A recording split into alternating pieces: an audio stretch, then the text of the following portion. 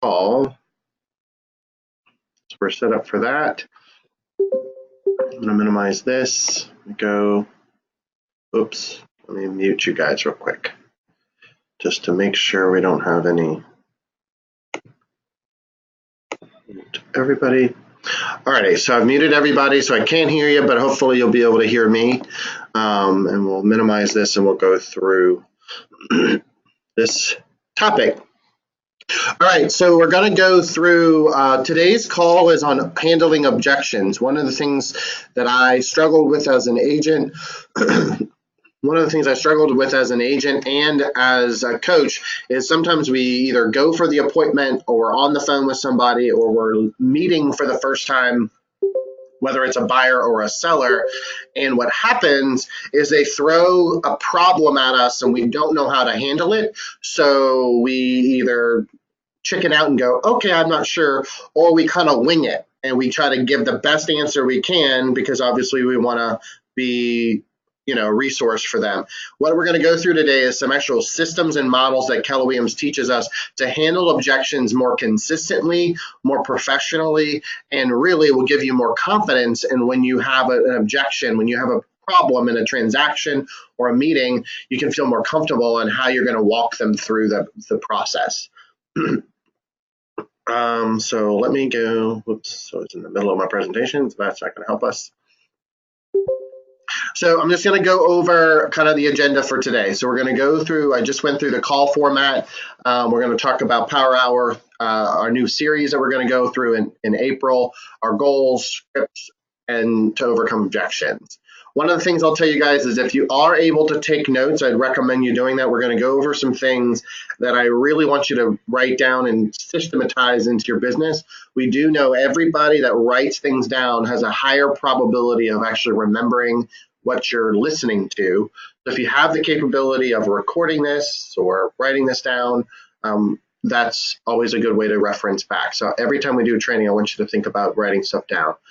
So you guys know the coaching standard is Power Hour. We have it 10 twice a week. So I just want to remind you guys. I also want to apologize. This week, Power Hours are pretty much non-existent because the training room is super, super busy with a lot of other events that overlap. So that doesn't mean you can't do Power Hour from home. So one of the things I would like for you to do is when you are doing your Power Hour from home, just email me what you did, how many calls you made, things like that, so I can keep track of that because we know that that's an expectation of coaching. Also, if you go into the Coaching with Drew Facebook page, there's a Sign Up Genius link to lead Power Hour. So this is an example of what it looks like. I would like for you guys, if every single person took one of the Power Hours every month to lead it, you would feel more comfortable, more confident at Power Hour, and also you would show up more consistently. So if you go to the closed Facebook group, Coaching with Drew, you'll see the sign up link for basically signing up for Power Hour. You also may have seen this on the closed Facebook group. We're going to start a new series called Think Bigger, and that's actually following Ending Ignite. So it's going to be the filler between the next Ignite, because Ignite usually is a 4-week gap. So we're going to do these sessions. We're going to do session 1 is on April 23rd. It's on farming. Ann Mitchell has volunteered to help lead that with me. She's going to go through how she set up her farm in her neighborhoods, some of the things that she's done wrong, some of the things she's done right, and she's going to teach us how to really set up a farm correctly. We're also going to do maximizing your sphere. I'm still looking for somebody to help lead that. So if you want to help lead that, you feel like you're really maximizing your sphere, I'd love for you to email me so you can co-teach with me on that. April 30th, we're going to do building your business with vendors. So we're going to systematize how you can get vendors to give you referrals. And Jeanette Pulley has volunteered to help with that one. May 3rd is maximizing your open houses. And again, I don't have anybody for that one quite yet. So I'd love for you, if you feel like you do an open house at a very high level, that I would want you to help lead that. And then we'll end the session. May 7th is going to be for sale by owners and expired listings. If you are curious about what that process looks like and how systematized that can be and the scripts you may need to use, Tom Weir is going to help lead that on May 7th. So I'm super excited about that series. It's a great opportunity for agents in productivity coaching. It's a workshop style. So by the time you leave that hour-and-a-half workshop, you should have a complete system from nuts to bolts on how to really work your farm or really work your sphere. So it's truly a hands-on training. Sorry, I have a frog in my throat here. So I want you guys to participate in that. Next week, next Wednesday is in the training room. It's not a call. Remember, it's from 11 o'clock to 12 o'clock. We are going to be practicing your listing presentations, the actual marketing piece of it. The basic agenda is I'm going to spend the first 20 minutes actually role playing. I'm actually going to do the listing presentation for you so you can take notes, record me, see it live. Then I'm going to break you up into groups and you're going to role play the same listing presentation, that portion of it, so you can start to practice. If you do not have your listing presentation done, don't worry about it, because what I'll have is extra kits and extra packets that you can use to role play. But if you do have your listing presentation, bring it with you, because it's a great way to practice something you've already created. There's all this on the training calendar. Ricky asked, and yes, it's all on the training calendar that I just verbally mentioned. It's all on KW Connect, and you click on the calendar link. It's all set up on the training calendar so you can't miss it. All right, so just recapping the goals for the month. We're at the end of March, obviously the 28th. Our goal was 25 new listings, 35 closed homes, 47 pendings. We haven't hit those goals yet, but one of the things that I really wanted to show you is that we have 30 pending contracts, which is the most we've ever had this year so far for this year. So you guys, I know you guys are working really hard. Every single one of you are working towards appointments, and that'll lead to transactions. So when I see that our goals maybe are not met, one of the first things I look at is the pending contracts, because that's our future business. And we're looking like we're definitely picking up the pace for pending contracts. So I'm not focusing on the problem, I'm focusing on the plan. And our plan for every single one of you guys that are on this call is to focus on getting a pending transaction for yourself. Cool thing is our average price point is up. So the average is $225. We actually are selling houses roughly at $318. So that means we have to sell less houses to make more money. So all of you that have a pending transaction, good job. And you're selling some higher end houses, which is awesome. All right, so now let's get into the topic. So one of the topics that I want to start off with is that anytime you're having a meeting with somebody, whether it's stating, like maybe you're reviewing the home inspection, or you're going to review your suggestions to list their home at a certain price, you need to have what we call a future pacing process. I would recommend you using these for meetings, framing your emails in this format, and also you're framing your conversations on the phone. The first thing that with future pacing is you have to say the agenda of what you're going to do.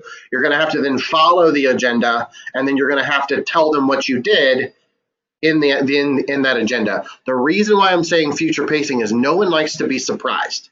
So let's just say we're getting ready to set an appointment with a seller, and we're going to go on an appointment and we're going to list their home. So you would say on the phone, you would say, hey, Mr. and Mrs. Seller, this is Drew. I want to just confirm our appointment tomorrow at 3 p.m. Yeah, that works. Great. Well, what I want to do is just let you know kind of the plan of what we're going to talk about at 3 o'clock tomorrow. What I'd like to do is I would like to come on time at 3 o'clock. I'm going to tour the property. We're going to talk about the marketing strategies of how I get homes sold. We're then going to talk about pricing strategies to make sure you're comfortable with the pricing of what the market is. And at the end, we're going to decide if we're going to work together, list your home, and then get it sold. So the reason why I do that future pacing is so they feel comfortable when I get there tomorrow at 3 p.m.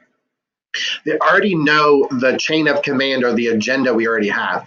So many times that we don't do that, whether it's buyers or sellers or spouses or kids, we surprise them and they go, oh, well, I didn't know we were going to talk about that. And then you have to set up another appointment, or they do the typical, oh, I'm going to have to think about it, or I'm going to have to I'm going to have to talk to my wife, or, oh, my husband's not here, so I'm going to have to ask him.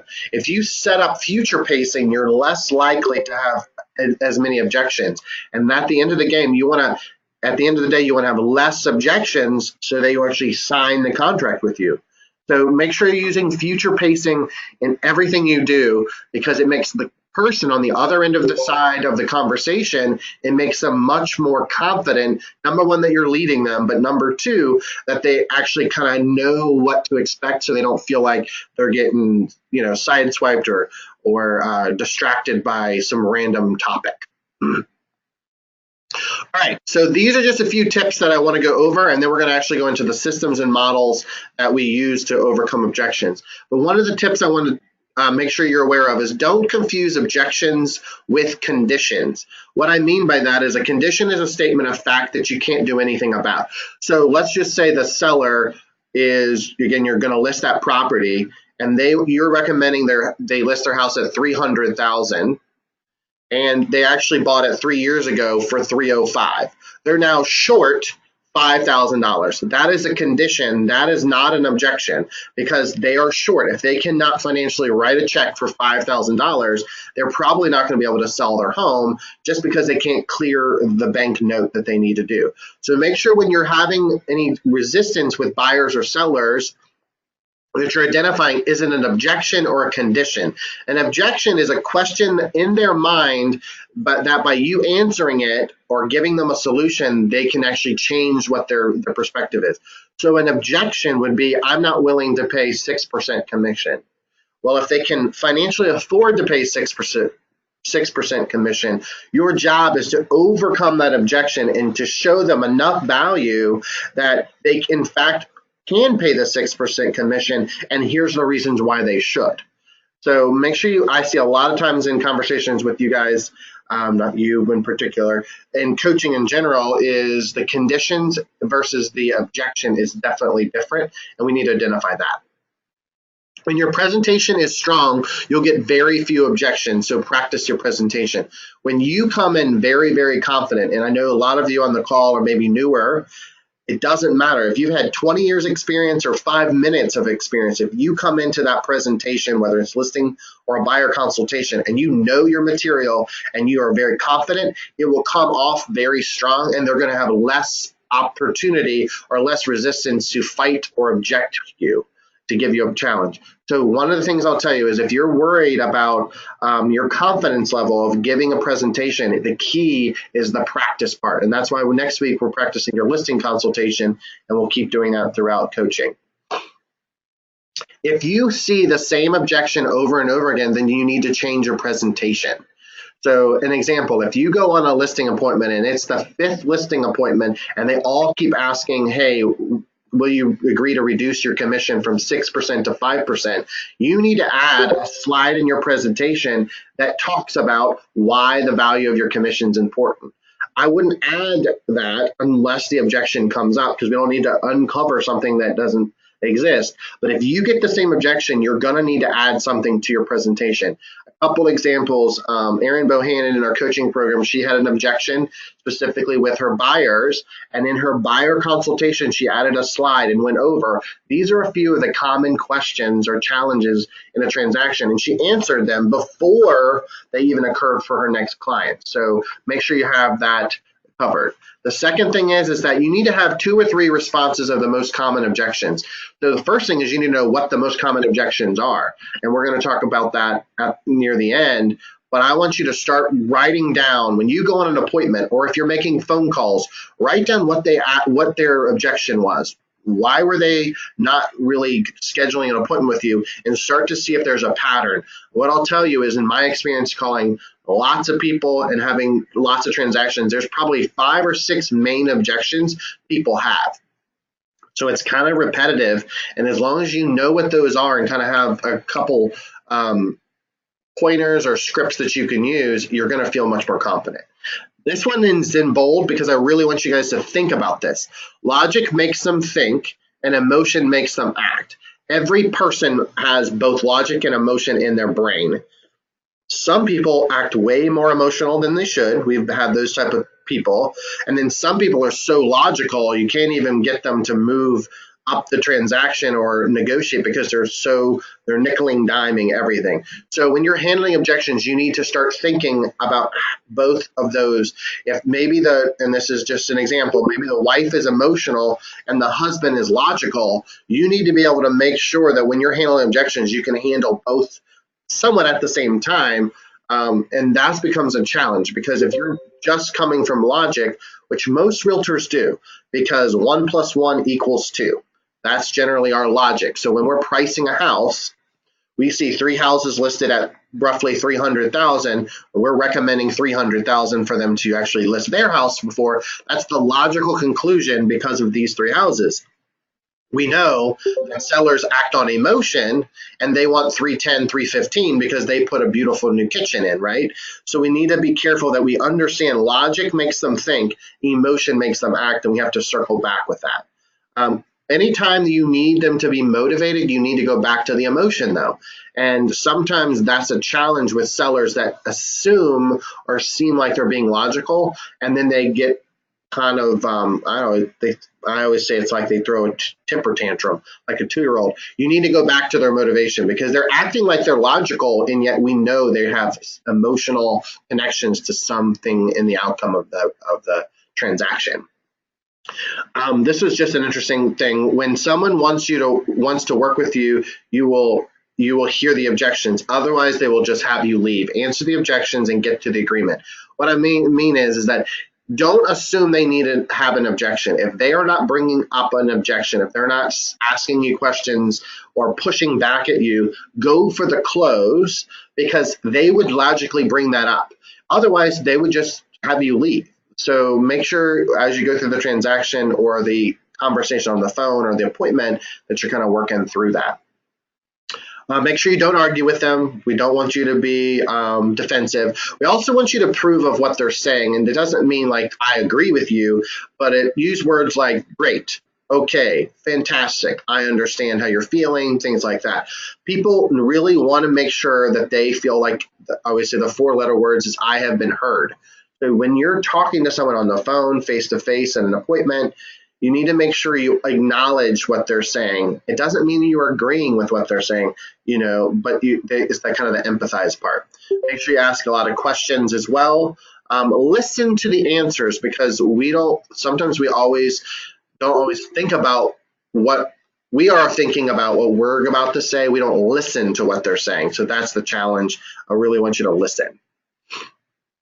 Okay, so this is the first skill and this first script that I want you to kind of really focus in on. The first skill is isolating the objection. So in this example on the screen, which I'm going to read it to you guys, is we're talking about the objection of commission. So let's just say that this particular seller on the phone or in face-to-face that says, I'm super excited about you, Drew. I want you to list my house, but I'm really not comfortable paying you a 6% commission. All right. So how we're going to do that is the script that you're going to use is other than commission, is there any other reason you wouldn't decide to list with me tonight? So other than the commission is the isolation, right? So they said they were concerned about paying me that 6% commission. Is there any reason that you wouldn't decide to list with me tonight? First thing I want to do is the reason why we're doing this is because we want to know if there's any other objections we got to handle. If they say, well, it's also, I really don't like that you don't advertise in the newspaper. Okay, so is it other than the commission and not advertising the newspaper, is there any other reason? Because what happens is if we feel like we overcome that one objection, if you've ever had a conversation with someone, then they're like, well, and this, and this. I want to know what all the objections are so I can have them kind of lined up so I can kind of knock each one down and come up with a solution. Second one is, let's say the seller's, the buyer is wanting to make an offer tonight, but he's really concerned about the roof, how old it is. He's thinking, oh, I'm going to have to replace the roof. So maybe he's asking you, well, I don't want to make an offer right now because I would like for you to ask the seller to ask, how old the roof is, and then I'll make my decision tomorrow. So they want to sleep on it. So other than asking the sellers about the old roof and how old it is there any other reason you wouldn't decide to make an offer tonight? So again, you need to ask and isolate based on the situation, whether it's a buyer or seller. It doesn't matter. It's about isolating it. Handle the objection and make sure you ask for the close at least 5 times. If you're not asking multiple times, the chances are they're not going to actually really overcome. You can't overcome the objection just once, because a lot of times people need to hear it multiple times. So you might have to circle back with it. If you need more time to think about what you're going to say, you can very clearly say, "I'm so glad you brought that up." That gives you your brain time to pause. So when you're trying to come up with a solution to the objection and you're like, "Oh crap, I don't even know what to do," you can just say, "I'm so glad you brought that up." And then you can go into what you consider the solution to be. So just a few tips on that. So the first system, and those of you that have been coaching for a while, you know I preach about AEIOU. I'm going to go through just the sequence really quickly, and then we'll go on to another system. One of the things I find is that we are not natural at overcoming problems. So as a kid growing up, when your parents said to clean your room or you had an argument on the playground, none of us like friction and none of us like confrontation. So what I would tell you is that we've got to practice. So one of the objection systems is AEIOU. It's ask questions, empathize, identify the real issue, offer a solution, and then urge for an agreement. And what I recommend, and I tell all the agents that I coach, is I want you to print this out and I want you to see this while you're on the phone with your potential person, whether it's a buyer or seller, because what tends to happen is you forget one of these steps. Ask a lot of questions. You got to ask at least 3 or 4 questions all the way going through. You need to acknowledge their concern by saying, "I understand. I can understand how you feel." Identify the real issue. Offer the solution and urge for an agreement. An agreement doesn't necessarily mean a signed written contract. An agreement could say, "Could I call you back in 2 weeks?" That's an agreement to call them back in 2 weeks. "Hey, could we meet tomorrow at 3 p.m.? That would be an appointment. Right? So urging for an agreement doesn't always mean you're signing a piece of paper to hire you or to buy a house. It's urging them to go into an agreement of the next step of your relationship. Okay? The next thing I want to make sure you guys are aware of is the systems of tie downs. So I hate this word because it sounds like I'm tying somebody to a chair, but really tie downs are what I consider like a boomerang. So if you've ever seen a boomerang, you throw obviously the boomerang and it comes right back to you. So it's when you use a tie down, it's basically restating what their answer was and then bringing it back to the front. So an example on the screen is some tie downs is, "Don't you think?" "Okay." "Don't you agree?" It's the end of the sentence. So let me give you a specific example. So tie down. "Today is a beautiful day, isn't it?" "Isn't it" is the tie down. The statement is, "Today is a beautiful day." Second, I'm going to give another example. "I will pick you up at 2 p.m. Does that work for you?" The "does that work for you" is the tie down, because you're gumming back around and saying, at 2 p.m., "Can I pick you up at 2 p.m.? Does that work?" is that boomerang effect that is saying, "Does that work?" Because what happens is all of us as humans is we've got to absorb the information and then regurgitate it in our brain. And you, by using a tie down, allows them to kind of be on the same page with you. You'll notice in coaching, I do it a lot with you guys. "Does that make sense? Is that okay? Does that work for you? Do you agree with that?" And I do that a lot because I want to make sure that you're listening to what I'm saying, but also that it's absorbing and you're kind of buying into what I'm saying. And when you're working with overcoming objections, you got to see if they're on the same page with you. And that's how tie downs help you kind of see if they're really, you're looking eyeball to eyeball if you're on the same wavelength. So pricing your home at $300,000 will allow us to attract multiple offers. Isn't that what you want? That's another example. Isn't that what you want is the tie down that brings the whole thing back together. So I want to make sure you practice tie downs because that is not a natural language pattern for us.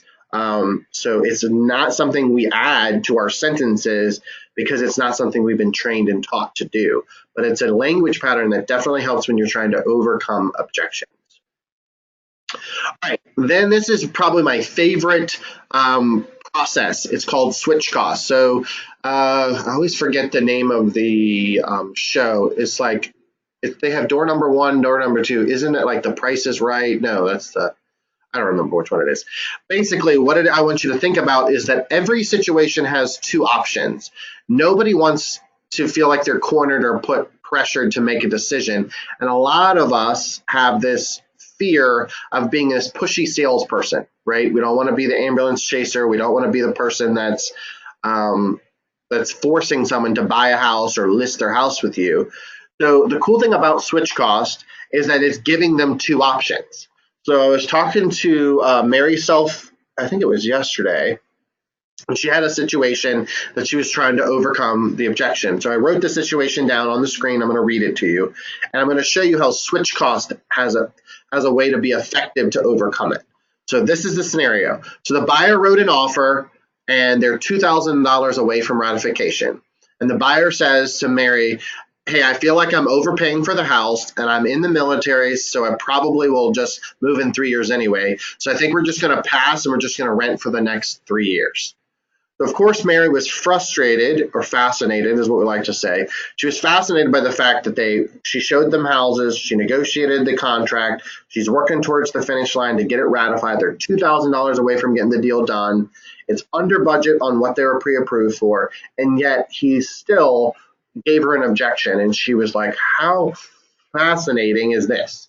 So this is the conversation that I kind of want you to think about, is we want to give them two options. So I would say to this potential buyer, I would say, hey, absolutely, Jimmy, I totally understand that you have concerns over the cost of the house and overpaying, and I totally get that you're in the military. I mean, I think if I were in your shoes, I would look at it in two ways to kind of approach this whole thing. First one is, like you said, maybe you guys should rent. If you do rent, roughly, I would say the same house is going to rent for about $2,000 a month. And then let me just do quick math. So if you rent for $2,000 a month, and we're going to live there for 3 years, because I know you guys are moving probably back down to the Midwest because of the military, you would basically be giving the landlord $72,000. So that's an expense that you would just need to be aware of. Of course, there's nothing wrong with that. People rent every day, but that's something to kind of just be aware of. Or we have the second option, which is kind of where we're currently in this, and we're $2,000 away from ratifying the contract. You can own this home. We're going to ratify it at $230,000. We also know that the average appreciation in Richmond, Virginia is around 3%. So if I took 3%, roughly that's $6,900 a year, and you lived in it just 3 years, and I know you have to sell it because you're going to move back to the Midwest, you would make a profit of over $20,700. So I guess that really, I think you just have to make a choice, and it's your choice is, would you rather pay a landlord $72,000 in 3 years, or would you rather make a profit of $20,000 in 3 years? It's your choice, but my job as a consultant is to kind of give you those options so you can weigh what's best for your family. So if you think about that whole script that I just went through, I'm using the switch cost number one, which is the negative, and switch cost two, which is the positive. He or she's going to make the decision if it's not right or it is right. That's not for you to decide for them, but it is your job as a consultant to give them both options so they can weigh which one they feel is most appropriate for their situation. So I just want you to think really hard with the switch cost. It's one of the coolest systems that I've found to be effective. And then the last one is one thing that we call pain versus pleasure. So everybody operates from pain or pleasure. So all of us do certain things. So I'll give an example myself. The pain of me not going to the gym, and the pleasure is I get to eat whatever I want, right? So the pain of it is I'm not going to lose any weight. The pleasure is I'm going to enjoy some chocolate cake, right? So everybody has pain and pleasure in their world. So everybody acts out of that, including buyers and sellers. And that is the number one reason why they give you an objection, is because there's something painful or there's something they don't want to do. But we know if they actually do it, on the other side of it is pleasure. So again, giving the example of the renting versus buy, of course, they're right now, they know that it's painful to pay $2,000 more for this house, but the pleasure is that they actually then own it. Reverse is the pain of renting, or the comfort zone of renting is the pleasure. So be careful as you go through that. So when you, there's actually on my screen, there's actually 4 boxes. And it's actually a flow. It's almost like a flow chart. So I'm going to explain what the boxes look like and how they represent, and then I'm going to actually walk through the actual scripting on how to use it. I highly recommend that you, again, print this out, very similar to AEIOU and that system, is I want you to start really thinking about how you walk somebody through the whole pain versus pleasure of overcoming the objection. So in box number 1, which is on the top left, it says positive present. The bottom left says negative present, bottom right says negative future, and then the top right says positive future. So the reason why I want to kind of identify and visualize this kind of flow is positive present is where they're currently at. So the example with the buyer that's $2,000 away from ratification, he actually thinks right now it's a positive situation. He thinks, I'm not going to buy this house, I'm just going to rent for 3 years. So in his mind, it's positive present. He thinks it's positive because he's like, it's less painful than paying $2,000. So it's positive, and he's currently in that state of mind. So that's the first thing you need to identify, and we'll talk about that in the script. Then you're going to go down to negative present. So then what I talked about before when you were going into switch cost, I actually go into the negative side of his current situation. So I acknowledge, yes, I'm happy. I think renting may be a good option for you, which is the negative present. He's currently in that mindset. He's currently thinking he wants to rent instead of buy. And we need to show him the negative side effects of making that choice.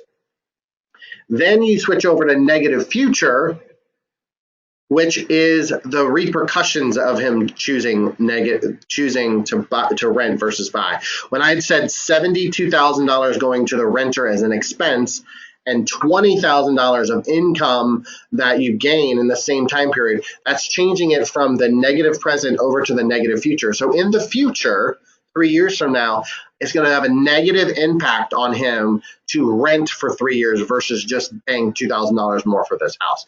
That's the negative future of the conversation. And then the positive future, which is that fourth and final step of pain versus pleasure, is explaining to him the positive reasons of why he should buy, right? So I'm going to walk through it again. I'm basically going to go through that same scripting. And if you're watching the screen, you can see me go through 1, 2, 3, and 4. Positive present, negative future, positive future. And it's a flow. It's like a flow chart. And the cool thing is the more you practice this, what happens is it becomes really natural as you go walk them through the process. So, hey, Jimmy, I understand that you're frustrated about we are $2,000 away from ratifying the house, but you mentioned to me that you think you might just want to rent. Is that correct? That's positive present. I totally understand that, and I can definitely feel your frustration. That's empathizing, right? So let me just kind of give you a couple examples, and so we can kind of decide what's the best solution for you. Obviously, the current situation about renting. So I know you said you're going to pay $2,000 in rent. You're going to then have to go through that process for 3 years. We know that 3 years of rent for $2,000 a month is going to be $72,000 going to the landlord, coming out of your pocket, going to the landlord, and it's an expense, right? That's negative present. That's where he currently is. Negative future. So on the flip side, the other option you have is obviously let's figure out a plan to get this house ratified and you guys, your family moved into the house. Yes, we may have to pay $2,000 more, and yet we know that your house increases in value roughly 3% because we have what we call appreciation enrichment. And it is an average, so it could go up or go down. But the average, 3%, going all the way to this $230,000 house, you're going to actually have a $20,000 gain in equity, which is income, which is profit to you. So I want you to make the best decision for your family, but I want you to have both options to kind of look at. Option number 1 is going to be the $72,000 loss and basically an expense, or the $20,000 gain when it comes to you actually buying this house and moving your family into it. So the choice is you, but I just wanted to the choice is yours, and yet I just wanted to give you both of those options. So if you look and you hear as I go through that scripting, it's just a conversation that goes through the flow of this pain versus pleasure. He or she's going to decide whether they choose the pain or they choose the pleasure based on whatever they feel comfortable with. But that's the stages of how you're going to work through and create an outcome, most likely, of you overcoming that objection. So I just want you guys, that's something we're going to have to practice. That's something that you should definitely practice all the way through. All right, so then near basically the last kind of portion of overcoming any objection is you guys have to go for the close.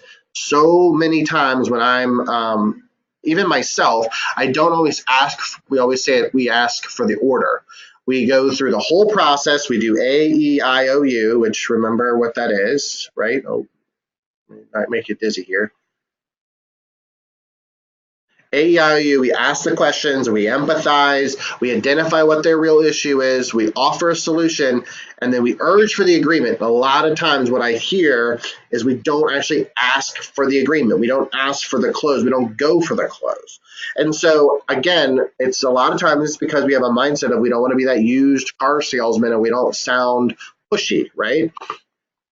So there's actually some closing styles that I highly recommend that you start to learn, and they're really easy, and yet it's something you have to practice. Number 2, so this actually on the screen, there's 3, plus I have 4 more, so a total of 7 different closing styles.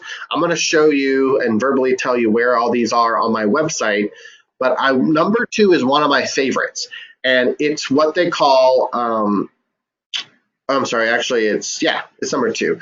So take back close is number 2. The reason why I like this one the most effectively is what we call a pattern interrupt. What happens is most salespeople are going for the kill, right? They're going for the close. You want to buy these knives, You want to buy this vacuum. We've all heard that sleazy car salesman pitch, and we all see it coming a mile away. What a pattern interrupt is, you're doing the exact opposite of that. So I'm going to read you the script. It says, I really enjoyed talking with you today. To be honest with you, I don't know whether I can be of help to you or not. However, I'd be honored if we could meet to find out. How about we meet tomorrow? So what it's saying is, I've really enjoyed talking with you. To be honest, I don't know whether I can be of help to you. That is the pattern interrupt right there. I don't know if I can help you. And that person on the other side of the conversation is like, what?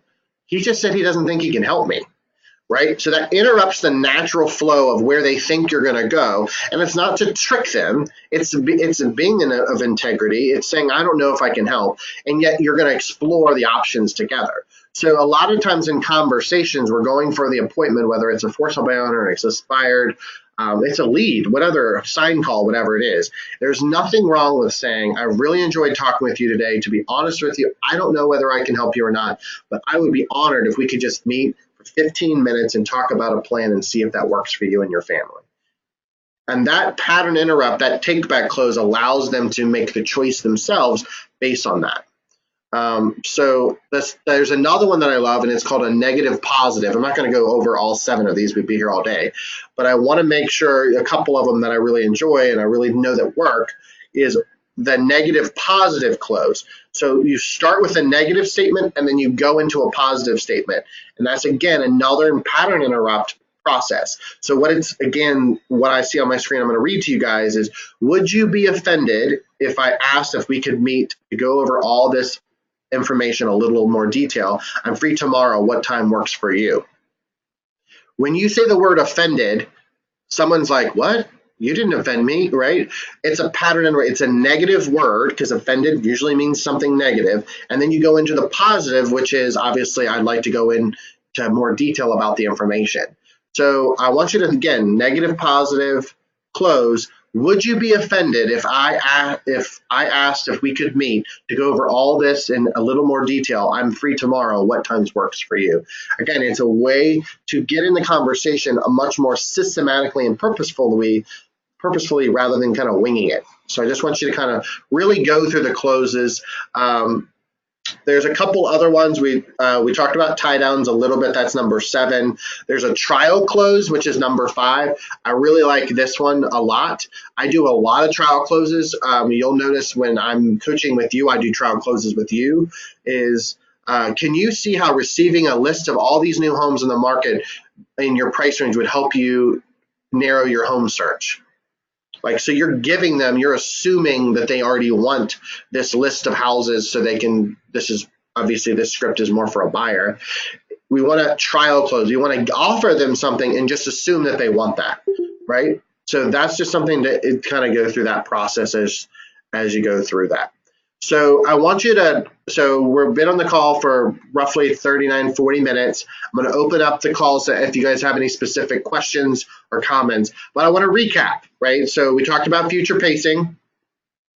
We know how that works, right? We know how to isolate the objection. So you're going to go specifically for the item or the topic that you need to isolate to overcome.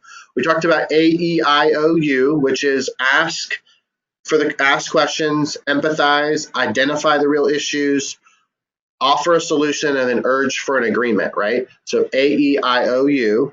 We also know about tie downs. Embedded commands, I actually didn't go over. Let me show you real quick what that actually means. It's really easy, actually. But it's, again, another pattern as we go through. Sorry if you guys are watching the screen. I don't mean to make you sick here. So an embedded command is the way, the tonality of your voice. So if you're looking at my screen, it's when I was going through the isolate the objection. So this is, other than commission, is there any other reason you wouldn't decide to list with me tonight? If you're looking at the screen, list with me is actually in all capital letters. That is what we call an embedded command. The reason why there's dots in front of it and behind it is because you're supposed to slow down and you're supposed to go down. You're supposed to change the inflection in your voice. So I'm going to do it one more time so you really hear what an embedded command is. Other than commission, is there any other reason that you wouldn't decide to list with me tonight? List with me tonight, you almost feel like it's putting on itself on an island. And so that embedded command is important because you're basically telling their brain, consciously or subconsciously, you're telling them what you're asking them to do. So the other objection handler that we did for buyers is, other than asking about the roof, is there any other reason you wouldn't decide to make an offer tonight? So you're asking them to make an offer, right? But you're doing it through an embedded command, and it's not pushy. It's just the way that our brain processes information in that style. So we've got to work through it. The best example of an embedded command is go clean your room. Have you ever told that to your child, or ever when you were growing up, when your parents said, go clean your room, they're actually asking you to clean your room, right? And that's the embedded command that they're asking you to do. So that's kind of the recap of embedded commands. Remember, switch costs is option number 1. Option number 2, that's the positive and the negative. And then the pain versus pleasure cycle is those 4 quadrants where we went through that whole cycle through that. And then the closing styles, picking just a couple. You don't need to know all 7 closing styles that I went over. I would just pick 1 or 2 that you're comfortable with and that you feel confident with, because most people, if you give them at least a general close, they're going to go for it. They're fine with signing the paperwork or listing with you or making an offer, and yet you have to ask for it because sometimes, again, you got to go for that kind of final close. So that is what I got covered for you guys. I'm going to open this up if you guys have any specific questions. We'll go through that. Let me unmute you guys. Is there any particular questions that you have? Yes, Drew, this is Rashmi. So I have 2 questions. One is about the switch cost. Yep. So it's a fact that if they rent it for 3 years for $2,000 a month, that they're going to be paying $72,000 to the landlord. Yeah. But about the other statement that that there's a 3% average of price increase, enrichment for appreciation. Now that's not a fact, because that's sometimes sometime in Correct. in the history behind, you've seen that they haven't gained any. In fact, it has gone down. So do you think that would be a little like, what after 3 years did they come back and say, hey, we lost money, we didn't gain any appreciation? So No, I 100% agree. So I think number one, you're saying average appreciation. And the second thing is, let's just say it didn't appreciate. Let's just say it was flat. So they bought it for $230,000 in 2018. 3 years later, they're going to sell it for $230,000. It's still less than $72,000, right? So correct. if they're, I mean, I think the key thing with your switch costs is you're showing them the extremes of both. $72,000 of paying a landlord versus an average of 3%. Even if you did a $230,000 house and it didn't increase in value, you're going to have to pay a 6% commission because you're going to have to pay this listing agent to sell it again and the buyer agent to sell it to the buyer, right? So it's going to cost them $13,000. So let's just say the market tanked. It's going to cost them $13,000 to own this house for 3 years versus it's going to cost them $72,000 in renting, and they're never getting that money back. So that's $58,000 still in savings of their money. And that every time you get an objection, like you just objected to that, you're like, well, Drew, that 3% is not real. Well, then let's look at flat. But to take $72,000 and basically throw it away for 3 years rather than risking what the market's going to give you in 3, it makes sense to buy the house now and take that risk versus we know. So switch cost is all about just showing them both sides of the coin so they kind of know what their option is. So. Okay, great. My second question is about, how you said that in listing, they have an objection about paying 6%, and you ask them, is this the only objection? Now, sometimes you have this on a buyer side, and I think I brought you a scenario where buyer wants you to, pay a certain amount after closing. Like if you get 3%, they don't have understanding of how it works, and they'd say, hey, would you share your commission? Could you use that, Yes. question in the same manner with them? And if yes, then, or can you reword and use the same thing? And you know where I'm going? Yeah, I know exactly where you're going. So one of the things I'll tell you with isolating the objection is it's kind of like clearing your driveway. Like if you have snow, your goal is to clear all the snow off the driveway. So when you're trying to figure out the objections, all you're trying to do when you're isolating is like kind of clumping all of the objections together. So you're having a conversation with the buyer, and then he says, well, I want you to, give me some commission back, or I want you to give me a rebate or reduce whatever they say on the buy side. You can say, okay, other than that kind of reduction in commission on the buy side, is there anything else? The reason why you wouldn't sign a buyer agency agreement. It's still trying to just get them to focus on what the overall objective is, which is for you to get them to sign the darn buyer agency agreement, right? So isolating the objection is not about actually answering the objection. It's about just kind of pushing it off to the side, kind of like, if you're shoveling a driveway or something, you're trying to push all the main things off, and then you have these 2 or 3 items that then you can then use the other systems, which is AEIOU or the pain versus pleasure to use. So isolating is more for just clarifying and to keep you going in your conversation. Okay, great. Thank you so much. All right. Does anybody else have any other questions or scenarios? I mean, if we have any buyers or seller objections, I'm happy to role play with you guys on how to overcome them using the systems. If you have any zingers out there, any objections you're getting that are just crazy hard and you're having a challenge overcoming them? Anybody? So you're getting all your appointments, all your calls are leading to meetings. So I just want you guys to make sure that you're handling objections systematically. I think that's one of the biggest things that I see is that we kind of wing it. We don't like conflict, and then we try to come up with this miraculous answer, and then we feel insecure or not confident. If you follow a system, you're going to have much higher results. And we always talk about in Ignite E to P. Entrepreneurial is the E and P is purposeful. Entrepreneurial is somebody that's just going to go to the appointment and wing it. And they're going to have objections and they're just going to, whatever comes out of their mouth is going to be what the answer is. P is purposeful, is you're going into these meetings and you know there's going to be an objection, but you now can systematically work through the problem and come up with a solution. And the last thing before we hang up is I think the number one thing with objections that we don't do well in the AEIOU system is we don't ask questions deep enough. A is the ask questions. You need to ask 3 questions deep. And what I mean by that is you need to go, don't just take their surface answer. And so many times, and I've told a few of you this, I stick my hand underneath the table and I actually count 1, 2, 3 on my fingers because I don't naturally want to go 3 deep because sometimes I get the feeling that I'm prying or I'm being too much in their business. So, I'll give you an example. Somebody will say, oh, I want a really, really large backyard. And we just say, okay. That's not what we should do. We should ask 3 questions. Why do you really want a really large backyard? Well, because I'm from New York and we don't have any land.